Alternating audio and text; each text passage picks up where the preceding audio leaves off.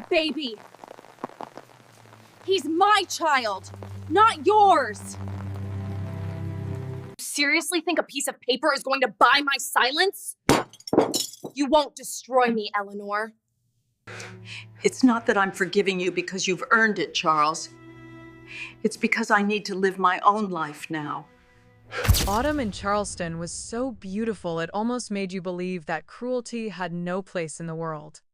The air along the Ashley River held that soft kind of gold you only see in the south, a light that made even decay look graceful. The oak trees bent low, heavy with Spanish moss, and every gust of wind sent a slow dance through their silver-green veils. If you stood still long enough, you could almost forget that beauty, too, can lie.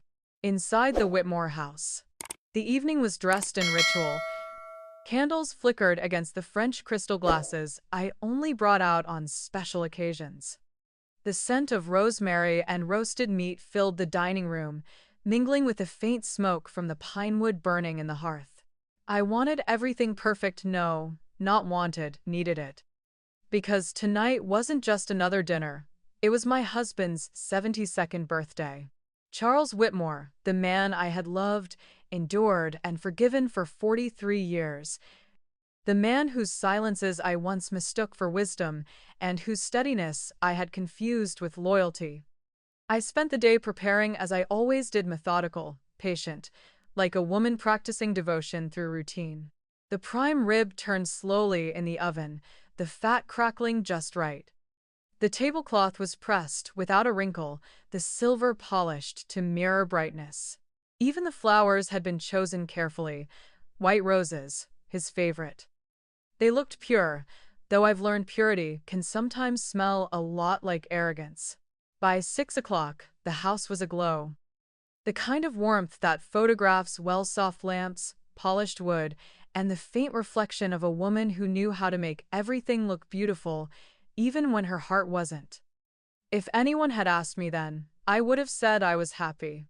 And I would have almost believed it. Ethan arrived first, my only son. He carried the same brightness in his eyes that Charles used to have before the years dulled it before life, and compromise and marriage turned him into something I could no longer read. "Mom," Ethan said, smiling as he leaned down to kiss my cheek. "Everything looks beautiful." "Thank you, sweetheart," I replied, brushing imaginary dust from his sleeve, an old habit I couldn't break. "You're early," he laughed. Vanessa wanted to help set the table. Of course she did. Vanessa swept in behind him like she owned the air. She had that kind of presence, the kind that made you straighten your posture without knowing why. 29, perfectly composed, the sheen of youth polished to an almost weaponized glow. Her dark brown hair was twisted into an elegant knot, a few deliberate strands framing her face. Amber eyes, too sharp, too knowing, caught every flicker of movement, every twitch of emotion, like a hunter reading the tremor of its prey. "Mrs. Whitmore," she said, her smile as flawless as her manicure. "Happy birthday to Charles. You've outdone yourself." I smiled back, soft and precise.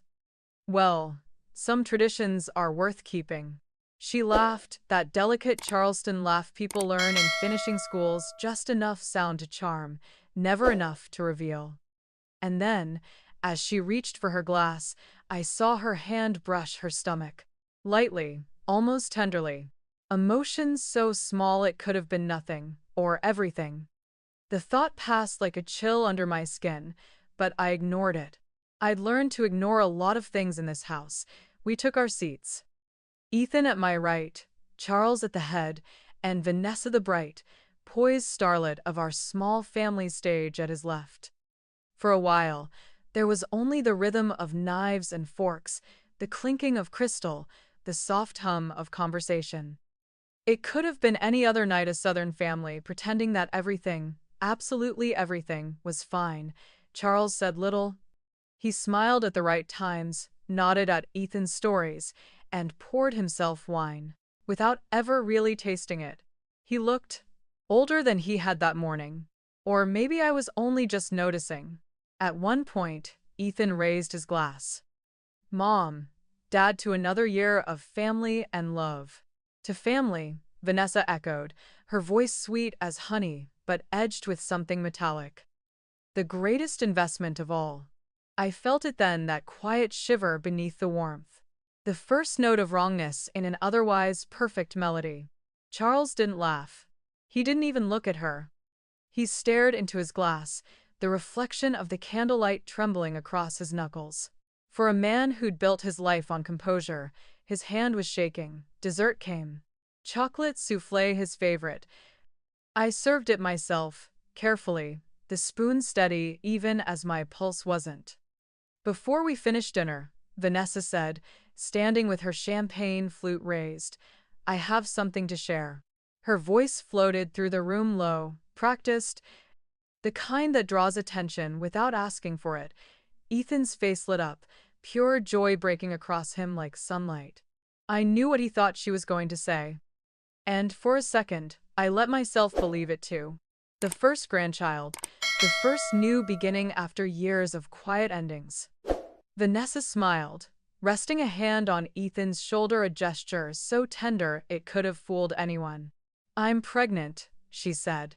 The room filled with his laughter, his joy, his innocence. And me smiling, nodding, eyes glistening in the candlelight, trying to keep my breath steady while something cold began to bloom in my chest. Charles still didn't look at me. He raised his glass to his lips, poured another drink, and the motion was all the confession I would ever need. When they left the table, I stayed behind to clean. Have it again, the refuge of women who've learned that busy hands can keep the heart from screaming. The silver clinked softly against porcelain, the scent of wine and wax hung in the air. The world had gone quiet again. Too quiet. Then came the click of heels, measured, slow, confident. Vanessa. She stopped behind me, close enough that I could see her reflection in the polished wood of the dining table. Her perfume, something French and expensive, floated between us like smoke. Mrs. Whitmore, she said, her tone smooth as satin. Everything tonight was just perfect. Thank you, I said, still wiping the table, my movements steady. I do my best. She stepped closer, so close that I could feel her breath near my ear. When she spoke again, her words were quiet, too quiet, but sharp enough to split the air in two. I'm pregnant with your husband's baby.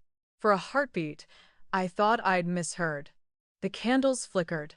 The wind outside stilled. Even the old clock in the hallway seemed to pause. Then the meaning landed heavy, cold, merciless. It wasn't just betrayal. It was humiliation, sharpened and handed to me like a gift wrapped in silk. I turned to her slowly. She looked radiant. Victorious. The same expression I'd seen once on Charles's face, decades ago, when he'd closed his first $1 million deal. That same cruel light. For a long time, I said nothing. Silence, my oldest weapon, filled the space between us. And then, to her surprise, I laughed. A clear, bright laugh, the kind I hadn't used in years. It rang through the dining room like glass breaking. Don't worry, dear, I said softly. Everything will work out just fine. Vanessa blinked. The certainty wavered in her eyes, just for a second. She'd expected tears, maybe rage. She'd wanted to see me shatter. But I gave her nothing she could use. Her lips tightened. She stepped back, uncertain now, her confidence faltering like a flame touched by wind. Then she turned and climbed the staircase. Her shadows stretched long across the wall, two women in silhouette, one young and cruel, the other old and unbreakable. When she was gone, I stood alone in the dining room. The air was still warm, heavy with the scent of meat and wine and deceit. My reflection shimmered faintly in the polished table, blurred by candlelight, but unmistakably changed. Something in me had gone still, and something else, something fierce and new, had risen in its place. Charles entered quietly. "Eleanor," he said, "are you okay?" I didn't look up. I kept wiping the table until the wood gleamed perfectly under the light. My voice, when it came, was calm too calm. "Well done, Charles," I murmured. "Everything is spotless." He hesitated, then turned and left. And I kept cleaning, my hand moving in steady circles long after there was nothing left to clean, until the surface shone like glass. Until my own reflection looked back unfamiliar, unafraid. That night, Eleanor Whitmore was reborn. Not as the gentle Southern wife who had spent her life keeping the peace, but as a woman who had finally learned the language of silence and would teach them all to fear it. That night, Charleston was frighteningly quiet. Even the crickets seemed cautious, their song thin and uncertain beneath the weight of the humid dark. The wind that usually swept through the riverbank came softly, threading its way through the open window, brushing my cheek, stirring the curtains like a ghost looking for a place to rest. Inside the Whitmore house, silence became a living thing. It pressed against me, heavy and deliberate, filling every corner like water in a sinking ship.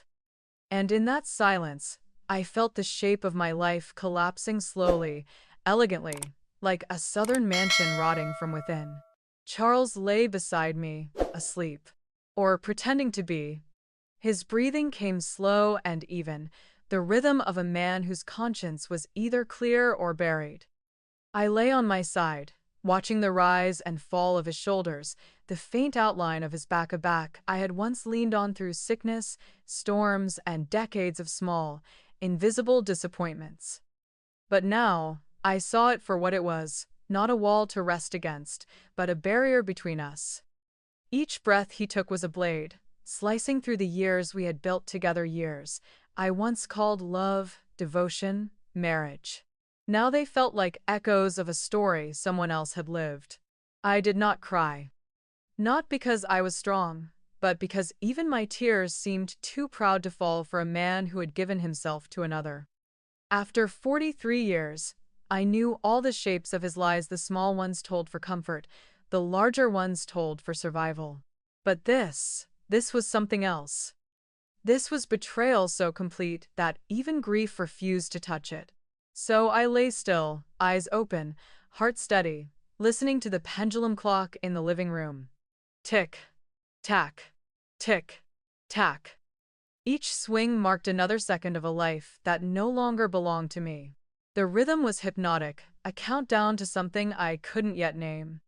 I thought, if someone broke into the house that night, if glass shattered, if a scream echoed down the hall, if a gun went off, I would not move. Because the cruelest thing had already happened, and it had not come with a sound. It had arrived in a whisper, at a dinner table, dressed in candlelight and false smiles. Just before dawn, Charles stirred. The bed shifted slightly. His hand brushed my shoulder, gentle, familiar, an old habit born of muscle memory, not love. Once, that touch could have melted me. Once, I would have leaned into it, grateful for even the smallest gesture of tenderness. But now, it froze me. I shut my eyes and pretended to sleep. His breath warmed the back of my neck, real, human, and yet it made me shiver. In that blurred space between waking and sleep, I felt myself drifting into memory. Not the bright ones we show guests, framed neatly on the piano, but the dark corners, the ones where light never reached. The nights he stayed late at the firm and came home smelling faintly of perfume. The phone calls that ended when I entered the room. The way he sometimes stared at me at dinner, as though I were a memory he hadn't meant to keep. I had believed, foolishly, that we were perfect or close enough to it that imperfection didn't matter. But perfection, I learned, is not love. It's fear, fear of losing the illusion. When morning came, light crept across the floor like spilled honey. The golden stripes of dawn stretched over the oak boards, turning the room into something soft and false, beautiful, but undeserved. It should have been a comforting sight, but to me, it looked like a wound that had only just stopped bleeding. Charles was already up. The faint hiss of the shower came from the bathroom, followed by the creak of the door. He appeared in the doorway, neatly dressed, as if the night before had been nothing but a dream. "Morning, Eleanor," he said lightly. His voice carried that practiced calm of a man who believed routine could absolve him. Morning, I replied, eyes fixed on the window. Outside, the white roses were blooming, stubborn, radiant, alive. Even in decay, they refused to die. Perhaps that's what love does, I thought, keeps growing, even after it's been poisoned. I went to the kitchen and made coffee. The sound of the kettle filled the silence, a small, familiar hiss that once symbolized peace. Now it sounded like pretense. Still, my hands moved as they always had, measuring the grounds, pouring the water, stirring the milk just so. Habit can survive anything, even heartbreak. 2 cups, one for him, one for me. It was a ritual, almost sacred. Every morning, 43 years of repetition, and yet that morning, the space between us at the table felt like a continent. He sat down with his newspaper. The rustle of it scraped against the stillness. "Sleep well?" he asked, not looking up. "Just fine," I said. The words tasted of ash. We said nothing else. Only the clock spoke, the slow, relentless voice of time, reminding me that everything moves on, even when you don't. The house creaked. The wind sighed. Somewhere outside, a bird called once and fell silent, as if it, too, had thought better of singing. I studied him. The man across from me, silver hair, fine lines, a face softened by age and regret. Once, that face was my entire world. Now, I could barely recognize it.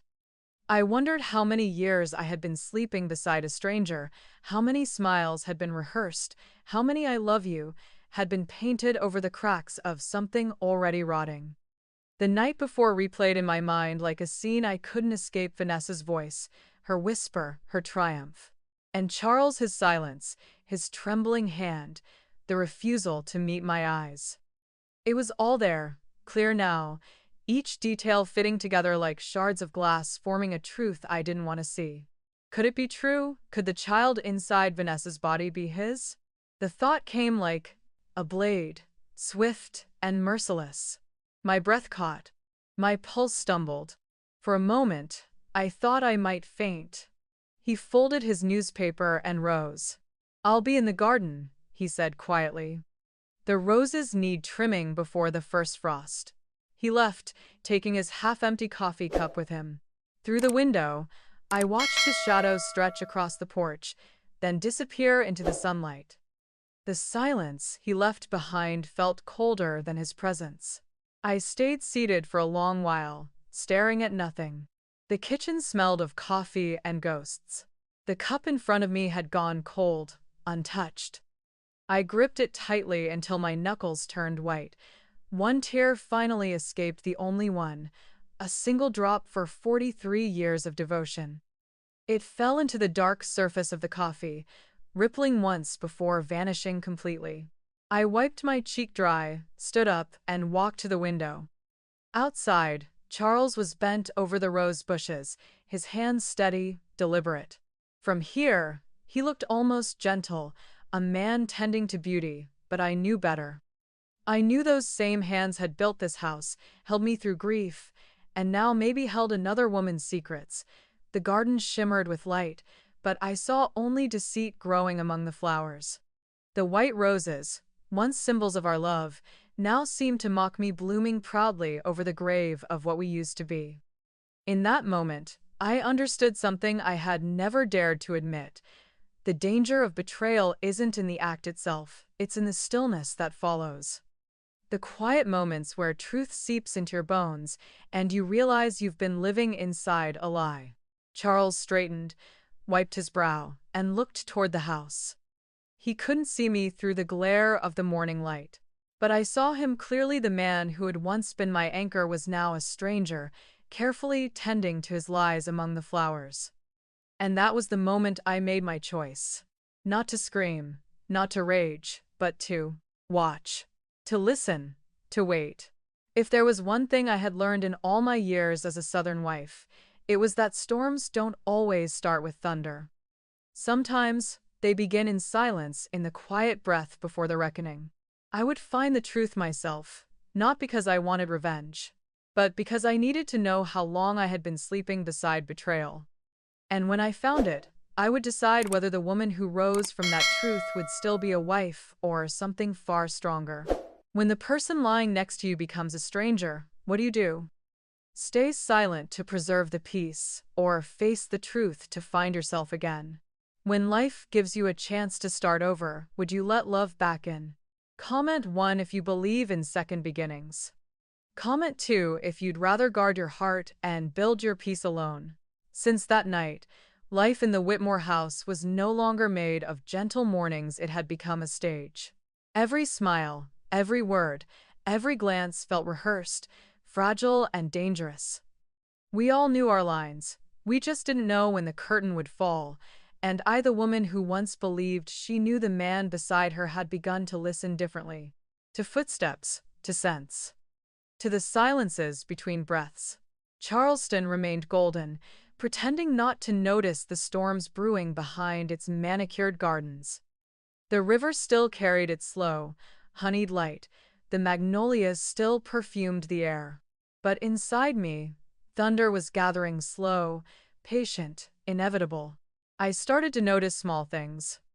A receipt left on Charles's desk, a jewelry purchase from a boutique in Savannah. No new gifts had appeared in the house. Another day, in the bathroom trash bin, a crumpled sample card from an expensive perfume shop, the kind that catered to young women who lived on the edge of luxury. And every time Vanessa came over, that same scent followed her through the halls, mingling with the sweetness of the white roses in the garden until the air turned cloying. I had loved that perfume, once, its light notes of amber and jasmine. Now, it suffocated me. Vanessa came by more often. She claimed she wanted to learn my cooking. A noble ambition, perhaps, but she only ever appeared when Ethan was away. Her timing was flawless, almost choreographed. She would sit at the kitchen counter, her hands perfectly folded, her manicured nails catching the light like tiny blades. She smiled politely, asked about recipes, about when I was pregnant with Ethan, about Charles's favorite flowers, always circling the same topics, always smiling too much, and I would answer her. Calmly, evenly. I would slice vegetables, stir soups, taste sauces, and with every word she spoke, I filed away another piece of evidence. Every question, every glance toward the window, where Charles's shadow sometimes moved through the garden. Once, after she left, I noticed her coffee cup still on the counter. A faint lipstick stain marked the rim dark red, deliberate. I held it up to the afternoon light, turning it slightly until the sunlight caught the glass. The mark glowed faintly, like blood caught between glass and air. And I wondered, had this woman ever looked at me as a person, or only as something to defeat? Suspicion is a slow poison. It begins as instinct, then grows teeth. It whispers when the house goes quiet. It teaches you to listen, to notice. It becomes the only language you trust. I began to keep mental records of everything: the sound of Charles's car leaving the driveway, the hours he spent working in the garden, the faint trace of perfume that lingered in the air long after Vanessa left, the way his tone softened when he spoke her name, just enough to betray something unspoken. He thought I wasn't watching, but I was. Because women like me, the quiet ones, the patient ones, are never truly blind. We just wait until the light is right to see. One Thursday, the sky was heavy with unfallen rain. The air was thick, gray, humming with electricity. I stood by the tall window in the parlor, overlooking the backyard. The rose garden stretched below, a neat geometry of white blooms. Charles's pride, his sanctuary. He had spent the summer tending to it, trimming each stem with care, as if order could keep rot away. Miguel was out there that afternoon, the gardener's apprentice, a quiet young man, polite, with the kind of sadness that sits behind kind eyes. He always tipped his hat when he saw me, never speaking unless spoken to. I almost turned away when a flash of silver caught my eye, a car pulling into the driveway. Vanessa. She stepped out gracefully, closing the car door with a soft click. Her umbrella dangled at her side, her heels sinking slightly into the damp grass. She looked out of place in the drizzle, too polished, too composed, too sure of herself. She didn't knock on the door, didn't even glance toward the house. Instead, she walked straight to the garden. I moved closer to the window, parting the curtain just enough to see without being seen. Vanessa approached Miguel. They spoke. Not far apart, close enough that I could see her expression, sharp and intent. Her hands moved when she spoke, precise and commanding. Miguel shifted uncomfortably, his hat twisting in his hands. Then she reached into her handbag and pulled out an ivory-colored envelope. She offered it to him. He shook his head. She said something, a single cutting sentence. Even through the glass, I could sense the steel in her voice. At last, he took the envelope, tucking it quickly into his coat pocket. His shoulders slumped, as though he had just signed something invisible and binding. My hand went cold. I gripped the windowsill to keep steady. My pulse thudded in my ears like footsteps coming closer. In an instant, 1,000 possibilities tore through me. Money, silence. A secret, a bribe. A threat, a promise. Which one of them owned the truth, and which one was running from it? Rain began to fall. Thick, heavy drops splattered against the glass, smearing the world into watery shapes. Each impact matched the beating of my heart. Miguel looked around, then walked toward the tool shed. Vanessa stayed where she was, unfurling her umbrella crimson against the gray sky. She watched him go with a small, cold smile. Not pleasure. Control. That image, her standing among the roses, half shadow, half light, branded itself into my mind, a painting of guilt framed by rain. That evening, Charles came home late. When I asked where he'd been, he said, "Stopped by the hardware store for fertilizer." His voice was casual, almost too calm. The lie slid across the room like perfume, faint, but impossible to ignore. I nodded, pretending to believe him. There was dirt on his hands, but not the kind from gardening. And his shirt smelled faintly, not of soil, not of rain, but of her perfume. The same one that clung to the curtains long after Vanessa left. The same scent that haunted my sleep.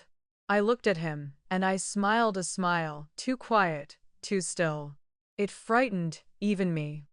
"You know," I said gently, "people say white roses stand for purity." Charles glanced up, wary. "Do they?" "Yes," I said, my voice low and calm. "But if you plant them too close to weeds, they start to change color, and the gardener never even notices." He froze, just for a heartbeat.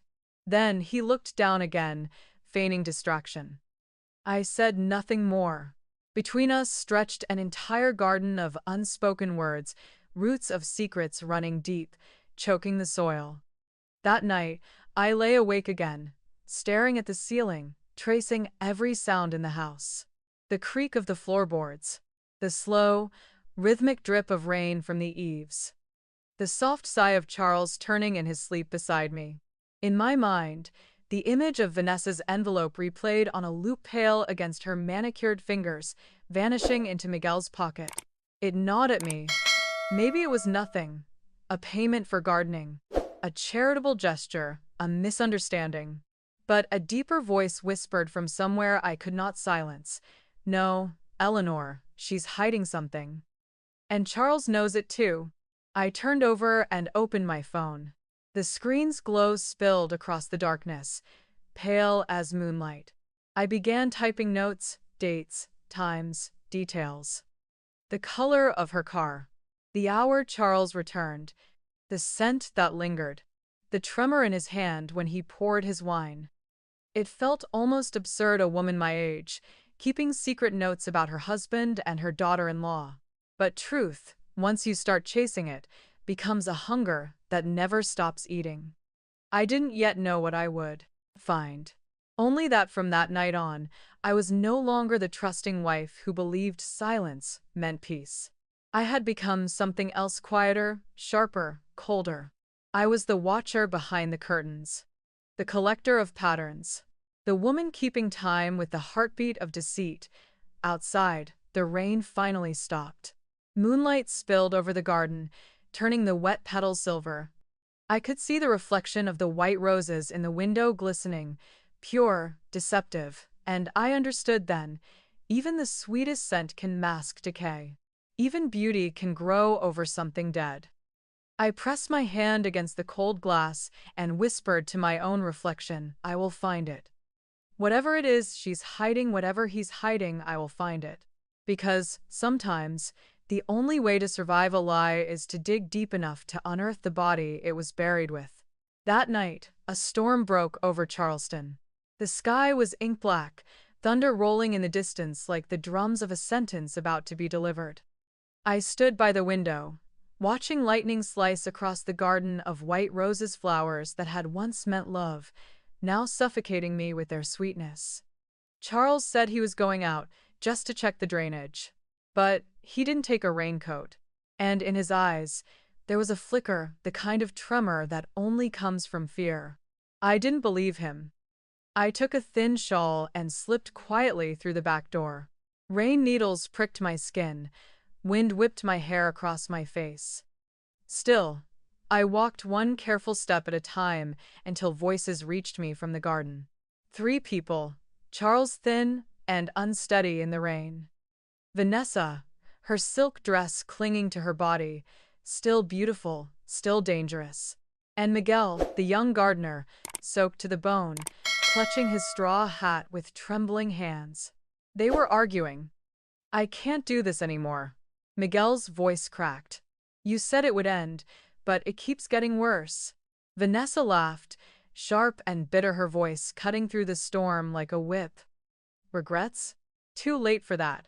Charles stepped forward, voice rough and desperate. Enough, Vanessa. You've been paid. It's over. Vanessa turned to him, eyes like blades. I'm not finished, Charles. Not while this baby is still inside me. The baby. I froze. Rain hit my face, but I felt nothing. Miguel stepped closer, his voice breaking.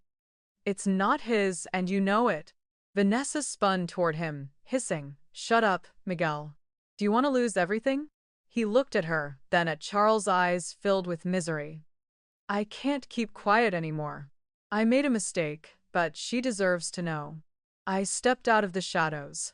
Who is she, Miguel? All 3 turned at once. Thunder flared, illuminating their faces, fear, guilt, defiance. Eleanor, Charles stammered, his face drained of color. Vanessa swallowed hard, her composure cracking. You should go inside, she said softly. You're soaked. This doesn't concern you. I laughed. A hollow, brittle sound that seemed to echo through the rain. When you married into the Whitmore family, everything in this house concerned me. I turned to Charles. Tell me, I said evenly. What are you 2 hiding? He opened his mouth, but words wouldn't come. Vanessa stepped forward, venom in her tone. He's afraid, she said. Afraid you'll learn the truth about your son. My chest tightened. Ethan? Her lips curved, and lightning flashed across her face, revealing something cold, triumphant. He's in debt. Over $100,000. Gambling, stocks, I don't care. But without help, your precious family would have gone bankrupt. I turned to Charles. He lowered his head. Is it true? My voice came out cracked like glass splitting. He made a mistake, Charles murmured. And she, Vanessa, found out. She threatened to tell Ethan, to go public. He hesitated. Unless I pretended to be the one involved with her. To take the blame. To keep suspicion away from him. A bolt of lightning tore the sky open, bleaching the garden in white light. Vanessa stood proud amid the storm, her eyes flashing with cruel satisfaction. That's right, she said. I told him to stay silent, because if Ethan learned his wife had led him into debt, it would destroy him. Then she touched her belly, her smile twisting into something grotesque. And I needed time to protect my child. Miguel broke, his voice hoarse. The child isn't his. And it's not Ethan's either. It's mine and you know it. The air froze. Raindrops seemed to hang motionless between us. My heart stopped once, then again. Vanessa turned on him, eyes burning with disgust. You? You think a gardener like you could ever be worthy of being its father? You are nothing but a tool. I don't care, Miguel said, his voice shaking. But he pointed toward me, she deserves the truth. I looked at them, my husband, my daughter-in-law, the gardener. 3 people I had thought I understood. Now strangers, bound by lies. What have I lost for all of you? I asked softly.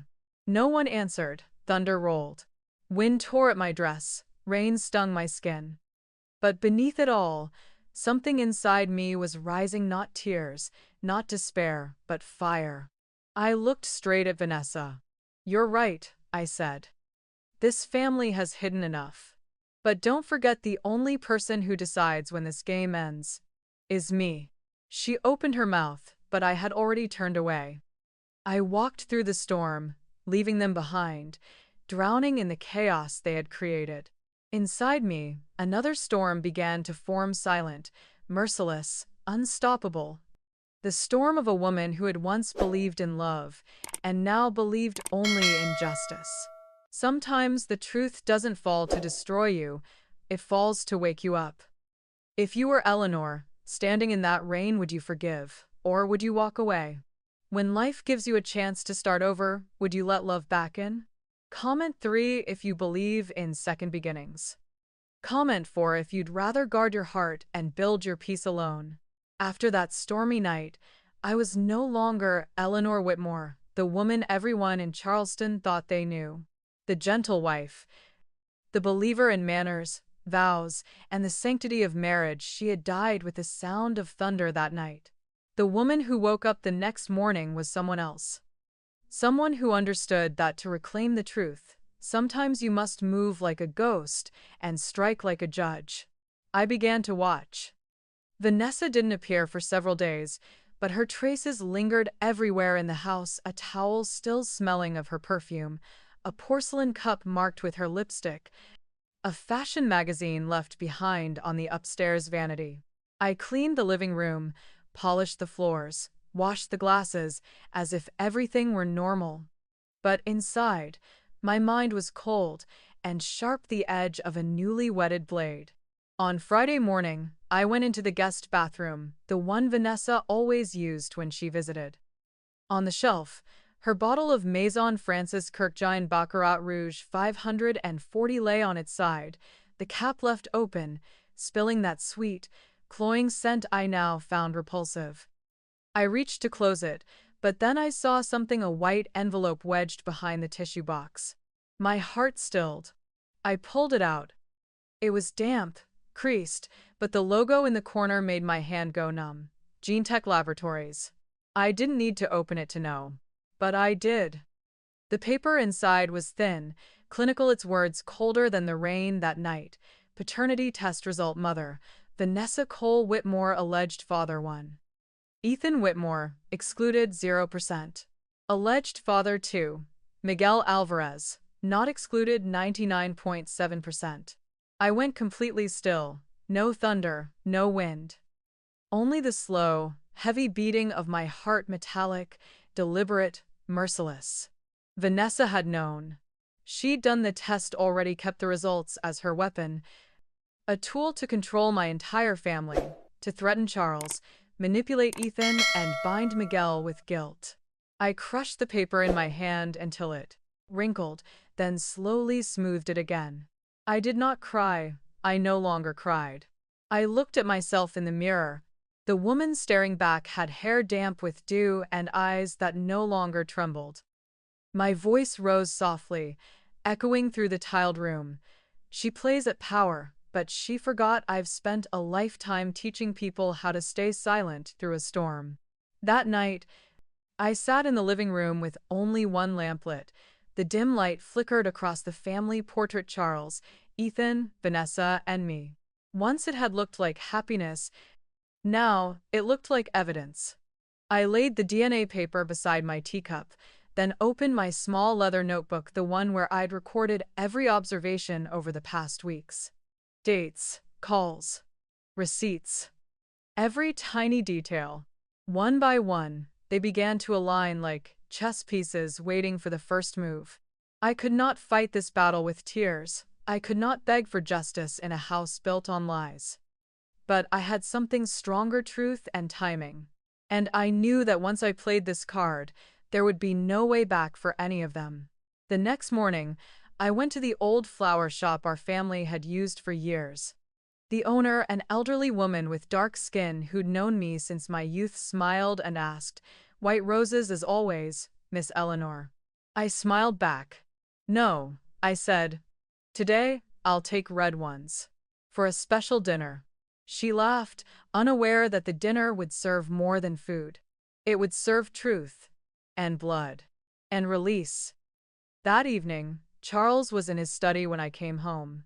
The lamplight fell across his tired face.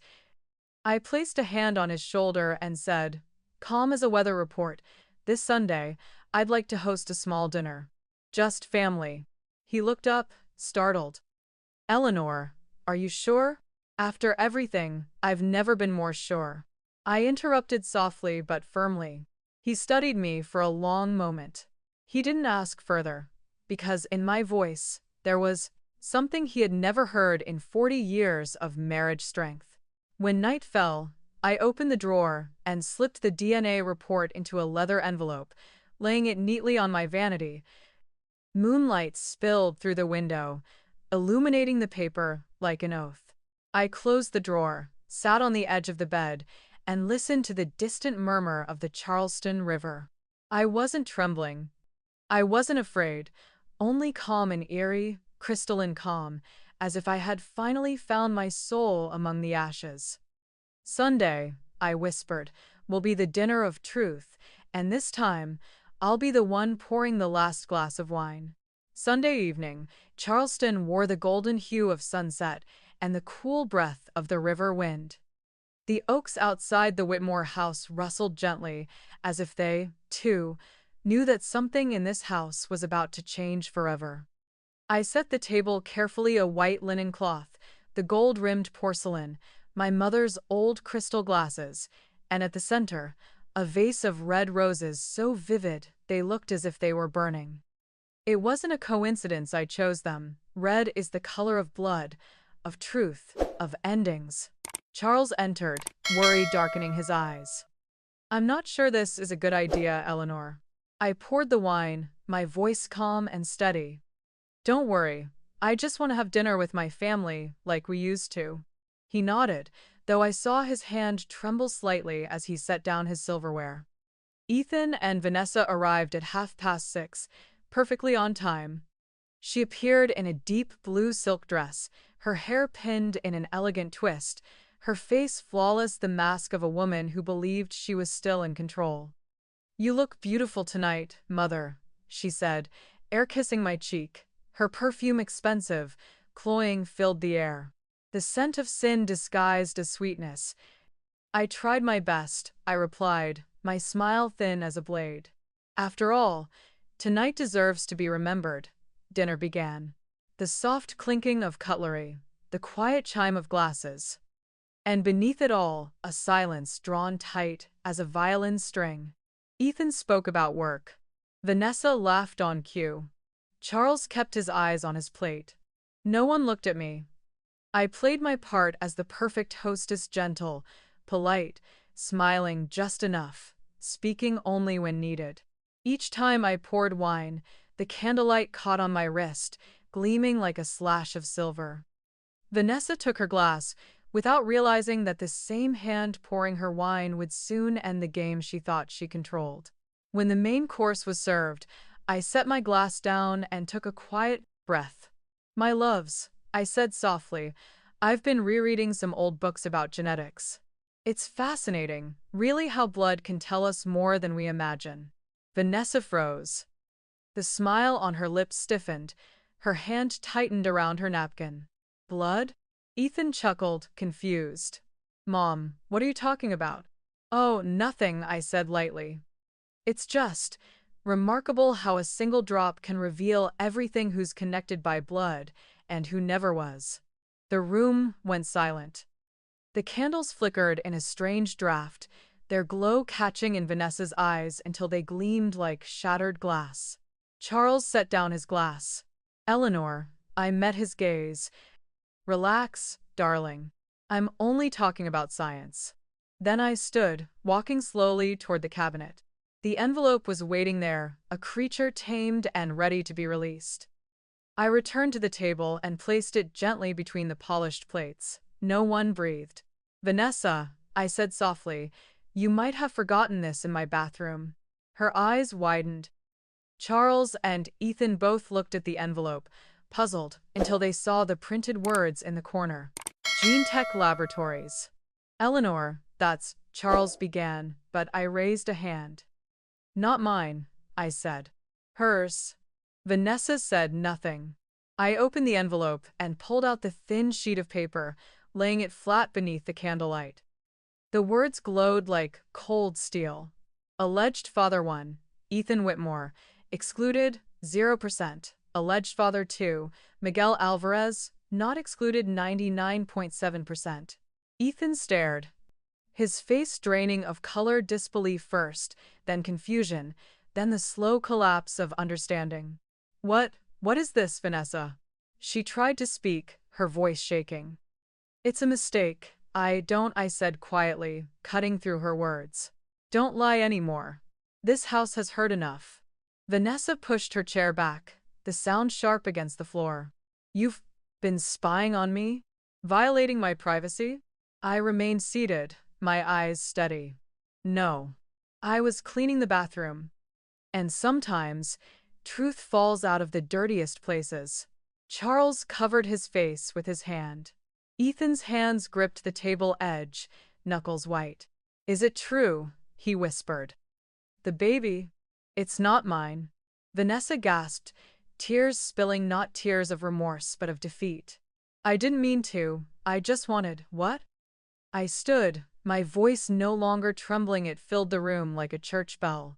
To climb higher by stepping on us? No one spoke. Only the sound of rain began to patter against the windows, the rhythm of a requiem for lies. I looked at the three people before me, the ashamed husband, the broken son, and the daughter-in-law stripped of her disguise. There was no need to shout, no need to destroy. My justice had been served in silence. Vanessa sank into her chair, sobbing. I turned to Ethan, my voice soft. Son, sometimes God doesn't send signs, he sends pain to wake us. I lifted my glass, the candlelight reflecting in the dark red wine. Cheers, I whispered. To our family's newest truth. I drank. The sound of crystal meeting would echoed like the final gunshot of a long war. In that still room, Vanessa wept, Charles sat hollow with guilt, and Ethan looked at me with grief, but also gratitude, and I smiled. This dinner, I said quietly, might be the last one we ever share as a family. But at least this time, we all know who we're really dining with. That night, Eleanor Whitmore did not just expose a liar, she stripped away her own fear. If it were you, when justice was finally in your hands, would you choose to strike back or to let go? When life gives you a chance to start over, would you let love back in? Comment 5 if you believe in second beginnings. Comment 6 if you'd rather guard your heart and build your peace alone. The Charleston rain began to fall just as the dinner ended, as if the sky itself needed to shed its own secrets. Vanessa sat motionless in her chair, her face streaked with mascara and tears. On the table, the DNA report still lay open, soaked in red wine, the ink blurring into something that looked like blood. Ethan didn't move. He stared at the paper, then at the woman he had once loved with all his heart. His gaze held no hatred, only the dry, hollow pain of a man realizing he had been living inside a lie. Vanessa, he said hoarsely, why did it have to be this way? She looked up, her eyes flickering with one last spark of defiance. Because I wanted more. I was tired of standing in your family's shadow. You, your mother, your father, you all looked at me like I didn't belong. Her voice cracked. I just wanted something of my own. I looked at her. You had a chance, Vanessa, I said quietly. But you destroyed everything just to be seen. Ethan stepped back, his voice breaking but steady. Leave, he said. She trembled, her voice rising. You'd let me go? I'm carrying, I know it's Miguel's, Ethan interrupted, his tone calm, almost eerily so. I only pray the child won't grow up learning to lie the way you did. She stared at him, then at me, and I'll never forget that look. A mix of pride, despair, and the dawning realization that she had truly lost. You've won, Eleanor, she said, her voice raw. But you'll never get back what you've lost. I stepped forward and opened the door. Outside, rain poured down in silver sheets. You're wrong, I replied. I didn't win. I survived. Vanessa stood there a moment longer, then turned away. The click of her heels echoed across the marble floor, each step a farewell. When the door shut, I saw her silhouette fade into the rain, a blue silk dress dissolving into the darkness. Ethan sank into a chair, his hands covering his face. I was so stupid, he whispered, voice breaking. I let you down, Mom. I placed a hand on his shoulder. No, I said softly. You just trusted the wrong person. Haven't we all? He looked up, tears mingling with the rain on his cheeks. I need help, he said. I don't want to live like this anymore. I nodded. Tomorrow, I'll take you to the recovery center. And this time, I won't let anyone drag you down again. He nodded, then pulled me into a tight embrace, the embrace of a child who had been lost too long. When he left, only Charles and I remained in the quiet house. He still sat at the end of the table, his hands trembling, eyes rimmed red. Eleanor, he said faintly. I don't even know how to ask for forgiveness. I looked at him, the man who had once been my entire world, and the one who had allowed it to collapse.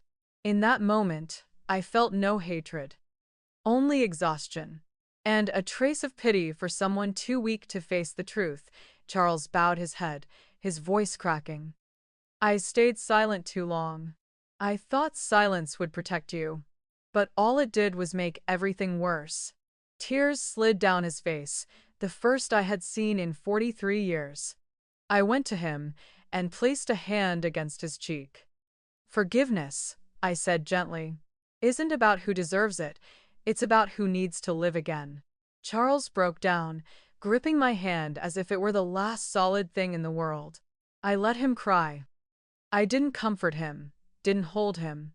I just let him face what he had created, because sometimes the cruelest punishment is having to live with your own conscience. When the clock struck 12, I began to clear the table. The half-empty wine glasses, the stained napkins, the DNA report now blurred and crimson. I didn't throw it away. I folded it, placed it in a small wooden box, and locked it in the bottom drawer. Not to forget, but to remember that sometimes justice doesn't come with noise. It comes with the quiet resolve of the one who was once broken. Outside, the rain had stopped. Moonlight fell over the white rose garden, making each petal glow like silver. I opened the window, breathing in the scent of damp earth, roses, and freedom. The night wind brushed through my gray hair, cold but tender, and for the first time in years, I felt light. Not because everything was perfect, but because at last, I had chosen myself, not a role, not a title, not blind sacrifice. Eleanor Whitmore, I whispered to the darkness, you survived the storm. Now it's time to plant the garden again. I closed the window, turned off the lights. Outside, the Charleston River murmured softly against the shore, a lullaby from the city to the woman who had just reclaimed her soul. 6 months had passed since that stormy night in Charleston. 6 months since the lightning split open the sky, and with it, every illusion I had built over 43 years of marriage. Now, spring had returned.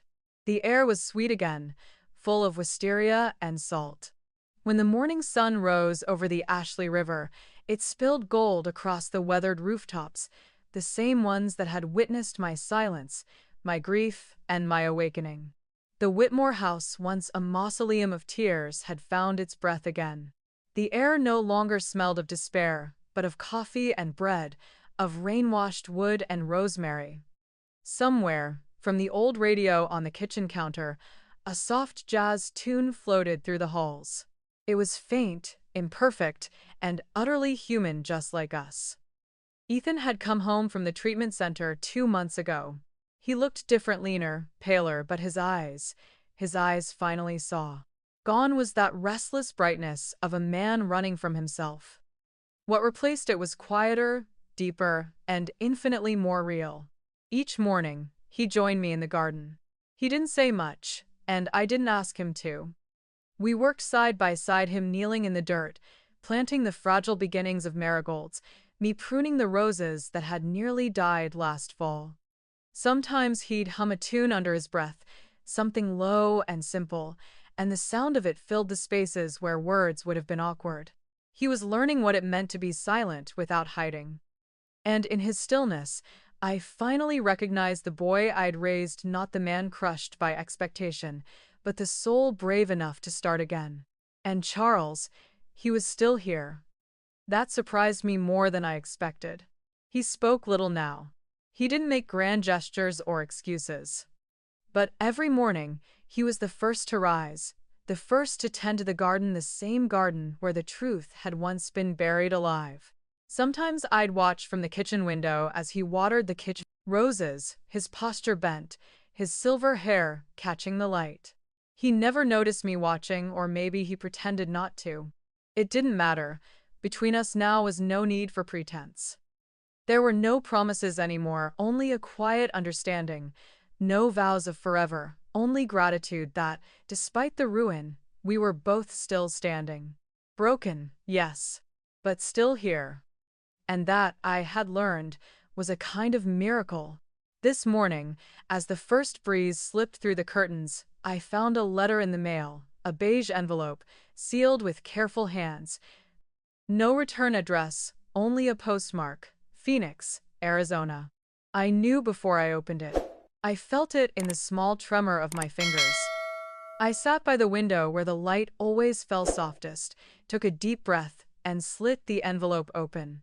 Inside was a single photograph, a baby boy maybe 6 months old. Round cheeks, dark curls, eyes so wide and clear they seemed to reflect the whole world. I knew those eyes instantly. Miguel's eyes. On the back, written in shaky blue ink, were a few words. His name is Gabriel. Thank you for letting me start over. Vanessa. I didn't move for a long time. The photo trembled slightly in my hands as the light shifted across it.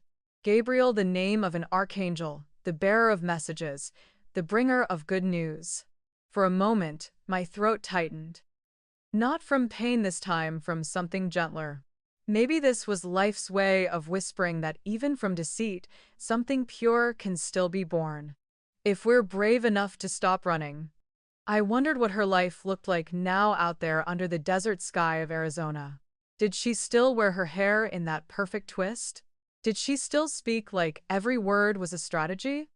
Or had motherhood softened her, humbled her? I would never know. And for the first time, I didn't need to. There was no anger left in me. Strangely, even the bitterness I once thought I'd take to my grave had melted away like the morning mist that rises off the Charleston River, leaving only the shimmer of sunlight behind. That afternoon, I went into the garden. The white roses I had replanted after the storm were in full bloom. Their petals, once bruised by rain and neglect, now glowed under the sun, pure, delicate, and free of the heavy perfume they used to carry. Charles was trimming the hedges, his sleeves rolled to his elbows. Ethan was kneeling beside him, trying to untangle a stubborn root, laughing when water splashed his shirt. The sound of my son's laughter drifted toward me, mixing with the wind, and something in my chest loosened. I hadn't realized how much I'd missed that sound, how much I'd missed peace. I sat on the old wooden bench by the rose arch, the same one I had once thought of burning down in my rage. Now, it was alive again, vines stretching upward, blossoms trembling in the breeze. And I realized justice had never been about making others suffer as I did. It was about reclaiming the peace they had stolen. Charles noticed me sitting there and came over, carrying a single rose in his hand. He offered it to me with a small, tired smile. "You still grow them better than I do," he said. I took it, fingers brushing his. "They're not blooming better," I said softly. "They're just blooming honestly this time." He looked down, a quiet chuckle escaping him. Then he reached for my hand. We didn't speak again. We didn't need to. Forgiveness didn't live in words. It lived in the silence that finally didn't hurt anymore, and in allowing him to stand beside me in that light, I realized I had already forgiven him long before he ever asked. Inside the house, the photo of baby Gabriel now sat on the mantel, among the other family pictures. I hadn't hidden it away. I placed it right next to Ethan's wedding photo, not as a wound, but as a reminder that people can be reborn. That even those who hurt us can change if life gives them another sunrise. That truth, no matter how painful, is always kinder than the most beautiful lie. The last light of day filtered through the windows, bathing the living room in amber and gold. It touched my hair silver now and warmed the lines on my face. Every wrinkle, every scar, every shadow told a story, and for the first time, I was grateful for all of them. I closed my eyes, listening. The soft rhythm of the river in the distance. The whisper of wind through the roses. The heartbeat of a home that had once been silent too long. And I whispered, barely audible, "I didn't destroy her. I only reclaimed the truth. And truth, when planted with forgiveness, will always find a way to bloom." Outside, the Charleston sky blazed in shades of amber and rose a southern sunrise reborn in reverse. Its reflection rippled across the water, like a promise that everything broken could still reflect light. I rose from my seat and took a long breath. The air smelled of roses, of salt, of freedom. The breeze brushed my cheek like a benediction. For a fleeting moment, I felt the presence of all I had lost: the girl I used to be, the love I thought I'd buried, the strength I'd never known I had. They were all still here, beneath this sky. Within this skin, tonight, I will sleep well. No dreams of betrayal, no ghosts of what was taken. Only the quiet dream of a woman who walked through the storm and found herself standing beneath the sunrise. And if anyone were to ask me what I learned from it all, I would simply say this: pain changes you. But truth heals you. Because the moment you choose peace over revenge, you stop being the victim of your story and become its author. In the end, Eleanor understood. Forgiveness isn't weakness, it's freedom. And if life ever gives you a chance to begin again, will you open the door to love or lock it to protect your peace? When life gives you a chance to start over, would you let love back in? Comment 7 if you believe in second beginnings. Comment 8 if you'd rather guard your heart and build your peace alone.